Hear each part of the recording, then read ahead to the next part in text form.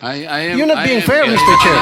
No, kasi nung last time, sabi mo sa akin, 2 questions lamang. Sabi mo 1 question. Sabi ko, tinitipid mo ako, sabi mo 2 questions. And now, pinapayagan mo kahit na ilang questions. Be fair, Mr. Chair. Excuse me, Mr. Chair, because the last time I was here, I was only allowed 2 questions by you.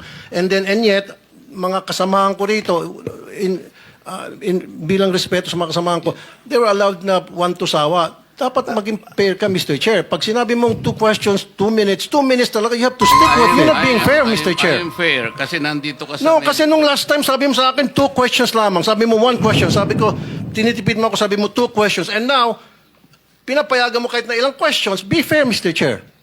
Teka muna, bago tayo magkaroon ng impression na walang fair dito, noon, sinabi ko na in the earliest statement na nag-uumpisa tayo noon at kinakailangan nating mabakate ang plenary at exactly 2:15, kaya tayo nagmadali.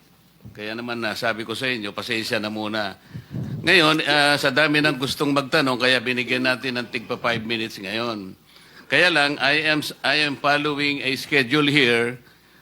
Ito pa yung nandito kung wala na si Senator Marcos, tapos ka na. Mr. Chair. Mr. Chairman, Chair, akala I ko made po the ako yung motion, sunod Mr. kay Chairman. Senator I have a I second the pending motion. Mr. Chair. Hindi, kasi Seconded, Mr. tapusin Chair. muna natin yung bitin na kasi hindi tayo, na para tayo nagpapatintero, Madam Kowa eh. I'm now being tempted